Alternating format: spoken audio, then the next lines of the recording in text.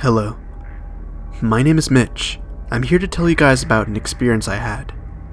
I don't know if you can call it paranormal or whatever stupid words people use to describe supernatural phenomenon, but after that thing visited me, I believe in the paranormal now.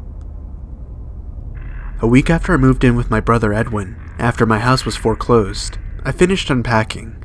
Edwin liked the idea of me moving in, since we hadn't seen each other within 10 years, so I was excited too. I soon fell asleep after I moved in, and after that first week, I heard rustling noises coming from outside at about 1 o'clock in the morning. I thought it was a raccoon, so I tried to ignore it and go back to sleep.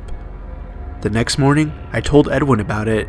We both laughed and we agreed that was just probably nothing. The next night, however, I thought I heard my window opening, followed by a loud thump, as if something entered my room. I darted up and looked around, but I saw nothing. The next morning, Edwin dropped his coffee mug when he saw me. He held up a nearby mirror and I saw myself. I had a large gash in my left cheek. After I was rushed to the hospital, my doctor told me that I must have been sleepwalking, but then he showed me something that made my blood turn cold. He lifted up my shirt to reveal a sewn-up incision where my kidneys were. My eyes widened as the doctor spoke. "You somehow lost your kidney last night. Unfortunately, we can't explain how."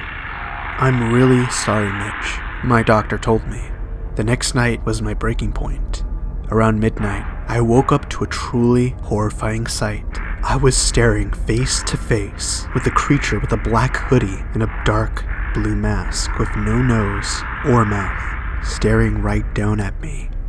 The thing that scared me the most was that it had no eyes, just empty black sockets. The creature also had some black substance dripping from its sockets.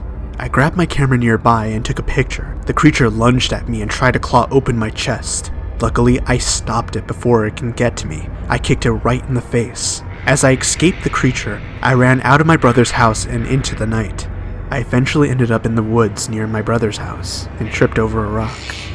I fell unconscious and woke up in the hospital. My doctor entered the room, the same one who treated me from before. "I have good news and bad news, Mitch," my doctor started. "The good news is that you had minor injuries and your parents are on their way to pick you up." I sighed in relief. "The bad news is, your brother, he was killed by something. It's unfortunate for what happened.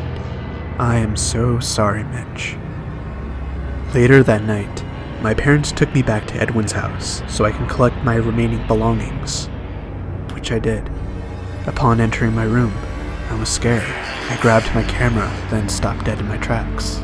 In the hallway leading to my room, I saw Edwin's body and something small laying next to him. I picked up the small thing and entered my parents' car, not mentioning Edwin's corpse. I looked at the thing that I had picked up and nearly vomited. I was holding my stolen, half-eaten kidney with some black substance still on it.